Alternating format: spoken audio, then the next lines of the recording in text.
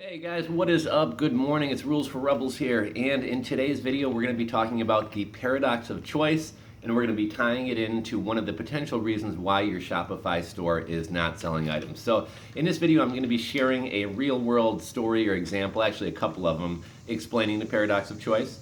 I'm going to explain the concept of the paradox of choice to you, and then lastly we're going to talk about how it ties into your Shopify store, what you should do to avoid this from happening, and kind of some ways that you can eliminate the paradox of choice problem. So first off, if you're wondering why I'm making this video in my garage, I normally make them on the back porch, and my neighbor is chainsawing or something, so I couldn't hear back there, so I'm making it out here today.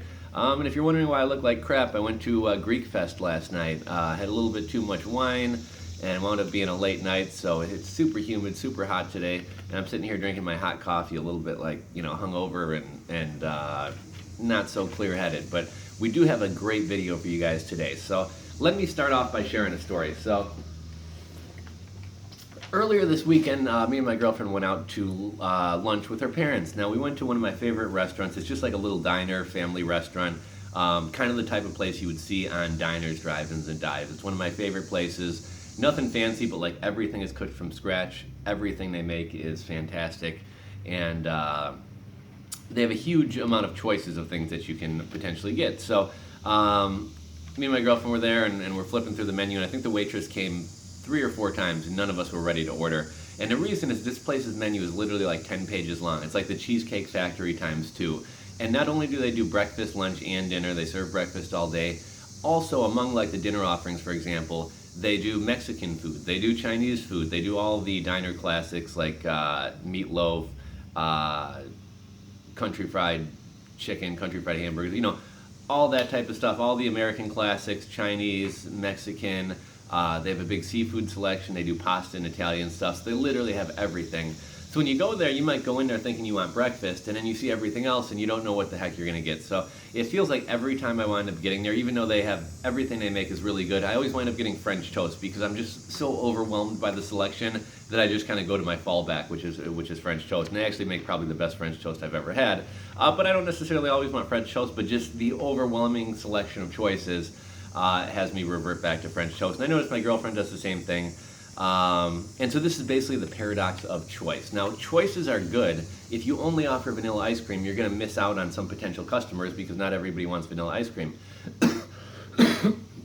But if you open an ice cream shop and decide to outdo Baskin-Robbins and offer 133 flavors, what actually winds up happening is you offer so many choices that people can't make a decision, and they freeze, and they wind up actually buying nothing. So I'll give you guys another kind of example of this in real life. So me and my girlfriend were down in South Carolina, Charleston, South Carolina, visiting my folks. Now, in Chicago, you go to a hot dog stand, a hot dog has a couple things on it. It has celery salt, cucumbers, tomatoes, mustard, relish, and a pickle.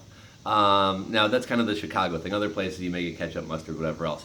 We walk up to this hot dog stand, and I ordered 2 hot dogs for myself, 2 hot dogs for my girlfriend. The guy says, "What do you want on it?" And I said, "Everything." Because in Chicago, you say you want everything on it. You get, sport peppers, tomatoes, cucumbers, et cetera, everything I just mentioned.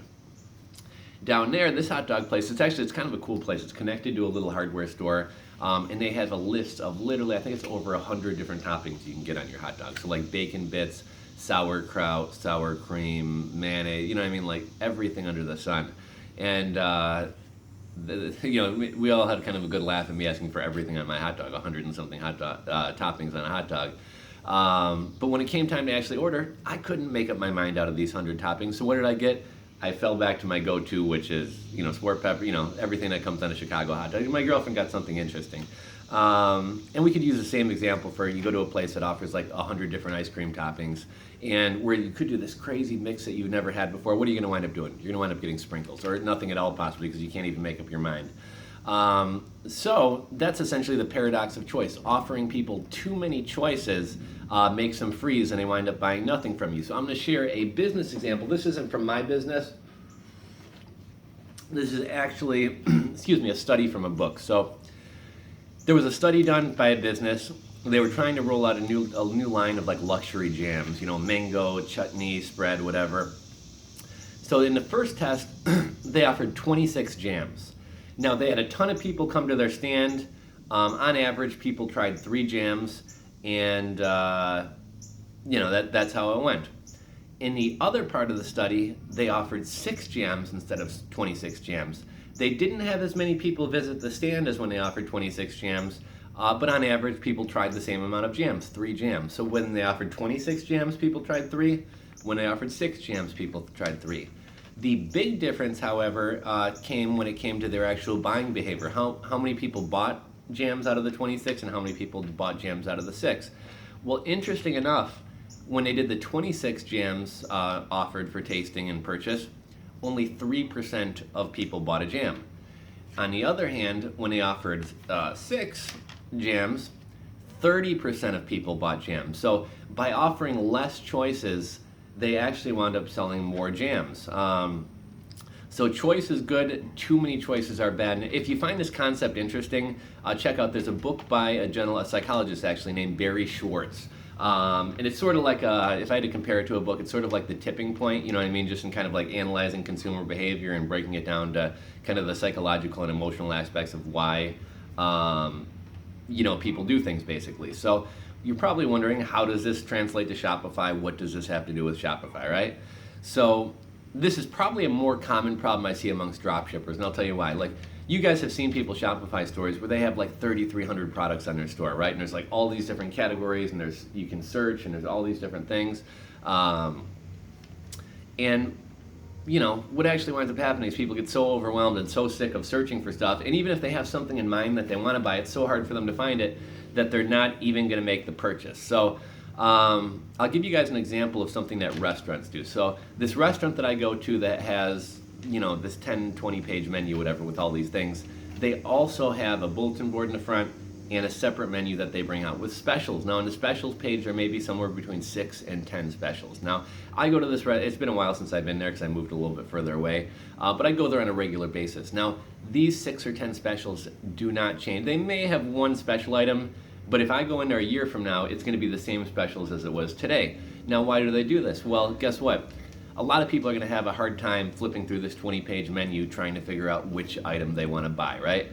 However, when you offer them a selection of 6 or 10 specials, well, now they have a much more streamlined, smaller selection of choices, and a good percentage of people, I don't know what percentage, but a good percentage of people are going to order off this specials menu. So not only have they made it easier on you, the consumer, the diner, the eater in their restaurant, to select something, but it just so happens that everything on this specials menu is the items that they either, maybe they have some salmon sitting in their freezer that they need to get rid of. They're going to push that on you. Or maybe it's pasta dishes where literally the ingredients for this recipe cost them like 68 cents, and they're going to sell it to you for $12.95. And by putting it on the specials menu, they're steering you to the things that are going to make them the highest margin and or turnover things that they want to get out of their restaurant, right? So again, we'll kind of get back to Shopify and how this translates to Shopify. So for those of you guys selling physical product or holding your own physical inventory, let's say I'm going to buy 100 paracord bracelets, I'm going to buy 100 survival knives, I'm going to buy 100 compasses. At some point, I'm not going to be able to buy actual inventory of thousands of products. Why? Because I don't have the room to store it, and I don't really want to spend money on buying 1,000 different items that may or may not sell. However, something that I see happen with a lot of dropshippers is this.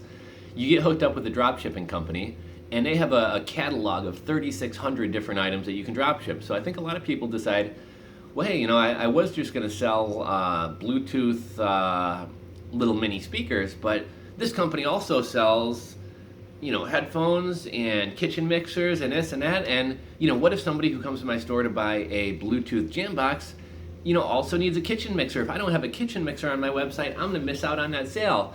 And they wind up just like importing everything into their store. And rather than having a targeted store, they have a million different things. So they're giving people too many choices.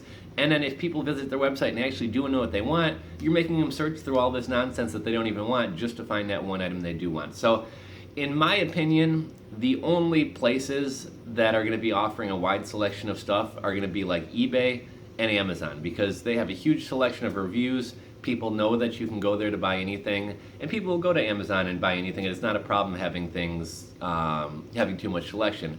However, if you visit, think about your own consumer behavior. You know, if you visit a small store, you know, not an eBay, not an Amazon, just somebody like you or me's Shopify store, probably the stores that are going to have the best chance of converting you into a buyer or getting you to make a purchase are going to be those stores which maybe have you know, they might sell 3 products, they might sell 6 products, they might sell 12 products, but they're going to have a very smaller selection and it's going to be much more targeted. Now, you know, think about this. Don't try to compete with Walmart on price, and don't try to compete with Amazon on selection, because you're never going to be able to beat them. So when you set up a Shopify store, the whole reason people are going to come visit your store as opposed to Amazon is going to be because you fill a unique niche. So, I don't know, what can we say here? Like, I don't know, here's my motorcycle. Like, if I'm looking for a motorcycle helmet, I mean, yeah, there's probably a good chance I might go to Amazon. But, you know, on Amazon, there's a lot of, like, counterfeit stuff. There's a lot of helmets that maybe aren't DOT certified. I somewhat question the quality of stuff on Amazon sometimes when it comes to like higher end stuff, because there are a lot of knockoffs and things like that. So I may actually go to a shop which specializes in like motorcycle type stuff. And if I wanted to get into like motorcycle vlogging, which I have a vlogging camera on top of my helmet, I might even go to a Shopify store that specializes in helmets just for motorcycle vloggers, which maybe has like a built-in camera or built-in microphone or whatever else. And that store might get my business over Amazon because they cater to, sorry you guys, I got bugs out here, because they cater to exactly what I'm looking for. So realize that if you're setting up your own Shopify store, you're not going to compete with Amazon on cost, you're not going to compete with Amazon on selection, you're not going to compete with Amazon in being trustworthiness. Everybody trusts Amazon, everybody has an Amazon account, people don't think twice about putting their credit card into Amazon. However, all those things on smaller stores like yours and mine, if I visit some small Shopify store, I do kind of, you know, I wonder if this site is encrypted properly, I wonder if my information is safe, I wonder if they're going to ship quickly. You know, you don't know as much about the smaller shop as you do about Amazon. So you need to give people a reason to come to your store and a reason to buy from you. So typically that means you really niche down and niche down and niche down and get a very small selection of very specific items that, you know, appeal to a very specific niche. So I mean, another example, if you wanted to start selling musical instruments, you know, don't be a musical instrument store that sells everything and try to compete with Guitar Center. You may want to focus on ukuleles, and you may even want to take it smaller and focus on like bass ukuleles or soprano ukuleles. But, you know, niche down, niche down, niche down, and that's why people are going to come to your store and shop at your store. So basically, you know, the paradox of choice, guys, is basically you offer people too many choices and it causes them to freeze and they wind up not purchasing anything at all. So I do have one way, you know, I'm not saying, you know, I'm not putting any cap on you shouldn't have over 6 items in your Shopify store, you shouldn't have over 12 items in your Shopify store, but realize that, you know, nobody's going to visit your website to buy a kitchen mixer and a paracord bracelet and a motorcycle helmet and this. So don't offer all those things, you know. You're not going to be the best at everything, so, you know, pick something and be the best at that one thing. Find a niche for your store and focus on that niche. And even once you find a niche for your store and focus on that niche, focus on a core selection of products. And, you know, like I said, it could be 6, it could be 12. And I have one other strategy to where we can kind of replicate what the restaurant does by offering a specials menu. Now, you may want to offer you know, you may have all your different categories on your website of the different categories of items that people can purchase, but you may want to offer a category that's maybe called either specials or featured items or something like that. And you may want to make it kind of front and center. And on this page, even if you're offering 20 items for sale on your Shopify store, on your featured items page, you may want to have like 3 of your top selling items. So when somebody goes to your page, it's kind of the same way as when somebody looks at the restaurant specials menu. They can't make a selection out of the 10 pages of the Cheesecake Factory's menu, but when they go to the specials part of the menu and they see 6 items, excuse me, it's very easy for them to make a selection out of those items. So another way that we can kind of do that for the Shopify store is, like I said, either add a featured items page or a specials page, or depending on what type of Shopify template or layout you're using.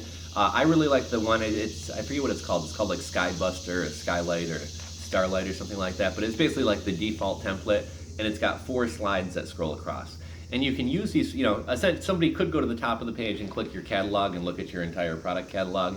However, on the home page, on the landing page, the page that people go to, you're gonna have 4 slides scrolling across. And each one of these slides you can pick your 4 top selling products and let each one of these slides advertise one of those top selling products. Now these slides are clickable, so I'm sitting here on your website and the first product on there is a jam box or whatever, and that one scrolls by. And then the next product that scrolls by is a pair of Bluetooth wireless headphones, right? And I could use a set of Bluetooth wireless headphones, so I click that and it takes me right to the Bluetooth wireless headphones, and I wind up purchasing those. So basically, using the slides on your Shopify store is a way to advertise your top products. If you have a different type of Shopify layout where you kind of have your landing page with like a decorative picture at the front, and then if you scroll down a little bit, there's maybe like 6 featured products at the bottom of the page. That's another way that you can highlight, maybe 3 to 6 of your top selling products. And by on your Shopify store either giving less choices altogether, you're going to wind up leaving people less confused and selling more, or at the very least, even if you do have a larger selection of products, but you're able to somehow feature some of these products and offer a smaller, more manageable selection for people, people are going to buy those. So I thought that, I'd recently been reading a little bit about the paradox of choice, and it was just kind of funny because the other day I ran into it at this restaurant with my girlfriend and her family, and it just kind of hits you in the face when you encounter a real life example of something that you've kind of been studying. And then, a lot of people have been shooting me messages like, can you look at my Shopify store and tell me why I'm not selling anything? And I see on a lot of people's Shopify stores, they have like 3,000 products on there or 1,200 products on there. And I know they're all dropshippers, and they're literally uploading the entire Dropshippers catalog of theirs onto their store. And it's just, you go there and it's just, there's way too much stuff to sort through. So hopefully you guys enjoyed this video about the paradox of choice today. I pretty much explained the whole concept to you, so you really don't need to study it any deeper. However, if you're like me and if you do have an interest, like if you like the book The Tipping Point, I think you'll probably like this book called The Paradox of Choice. And if you like kind of books that focus on the psychology or mentality or consumer behavior behind why people do things, you may enjoy it. So if any of you guys are interested in checking out the book, like I said, it's by Barry Schwartz, and it's called The Paradox of Choice. So I'll link to that book in the description box below in case any of you guys are interested. Let me know what you guys think of this. Like, for those of you guys out there who do have Shopify stores, have you experimented with the number of products you offer and actually found this working in real life, where either the less products you offer or by offering feature products, your sales actually pick up? I'd love to hear your guys' personal experiences with this, or if you've been in a restaurant recently and encountered this firsthand, drop a comment below. Let me know what you thought or what your experience was. If you like this video, please give it a thumbs up. If you're not subscribed to my channel, if you're on a mobile phone, it will be to I think I'm probably pointing at the right side. But if you're on a mobile phone, it's going to be to the right where you can subscribe to this channel. If you're on a computer, it'll be to the left where you can subscribe to this channel. But if you're not subscribed, please subscribe. You'll be kept up to date on all my new videos, and I do have some great stuff coming out here soon. So I am going to go into the air conditioning, take it easy, relax, and kind of beat this hangover. And I look forward to talking with you guys on the comment section of this channel. Thanks again for watching, guys, and we'll talk to you soon.